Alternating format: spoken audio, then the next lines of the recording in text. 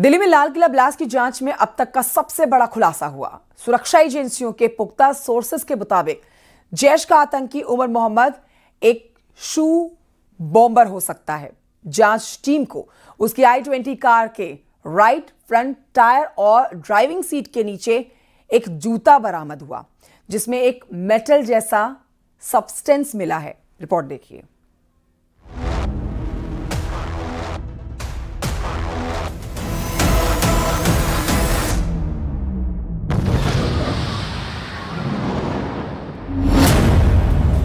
लाल किले के सामने ब्लास्ट में शू बॉम्बर का बहुत बड़ा खुलासा।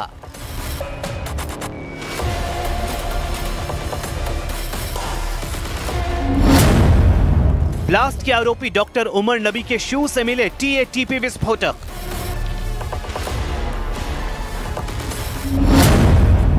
डॉक्टर उमर के शू बॉम्बर होने के सबूत। ब्लास्ट में अमोनियम नाइट्रेट भी इस्तेमाल।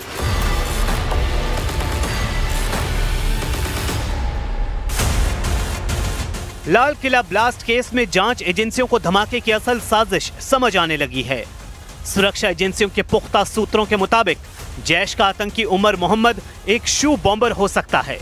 दरअसल जांच टीम ने ब्लास्ट स्पॉट से उसकी i-20 कार जब खंगाली तो ड्राइविंग सीट के नीचे राइट फ्रंट टायर के पास से एक शू बरामद हुआ। इसी शू के अंदर एक मेटल जैसा सब्सटेंस मिला है जो ब्लास्ट में इस्तेमाल होने की आशंका को मजबूत करता है। शुरुआती जांच में शक है कि इसी सब्सटेंस से ब्लास्ट को अंजाम दिया गया। ब्लास्ट स्पॉट से बरामद शू अमोनियम नाइट्रेट TATP यानी ट्राई आइसोटोन ट्राई पैरऑक्साइड मिलना भी बड़े पैमाने पर साजिश की तरफ इशारा करता है। इससे पहले अमेरिका में 9/11 हमले से कुछ ही महीनों बाद पेरिस से मियामी जाने वाली अमेरिकन एयरलाइंस की एक फ्लाइट में एक पैसेंजर रिचर्ड रीड ने अपने जूतों के सोल में एक खतरनाक विस्फोटक छुपा के रखा था।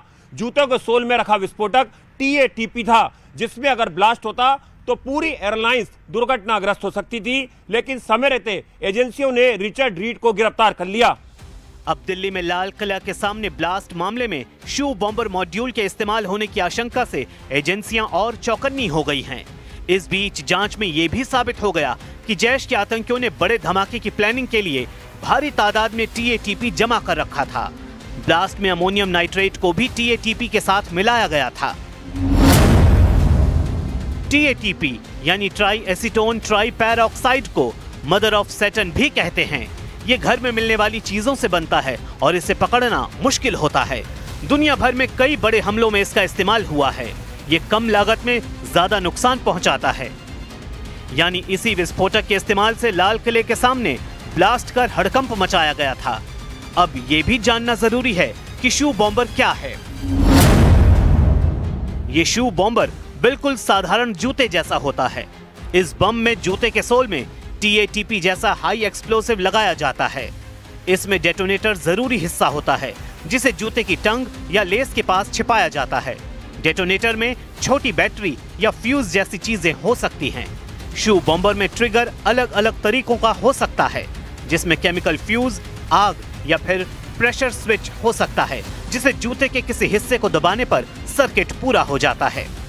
यानी चलती कार में भीड़ के बीच में ब्लास्ट के आरोपी डॉक्टर उमर नबी ने शू बॉम्बर के इस्तेमाल से इतना बड़ा ब्लास्ट कर दिया जिसमें निर्दोष बेगुनाह लोगों की मौत हो गई। इस बीच एक और बड़ा खुलासा हुआ है जिससे यह बात साबित होती है कि इस जैश के टेरर मॉड्यूल में लाल किला ब्लास्ट के लिए 20 लाख रुपए की टेरर फंडिंग गिरफ्तार लेडी शाहीन ने इस मॉड्यूल को की थी।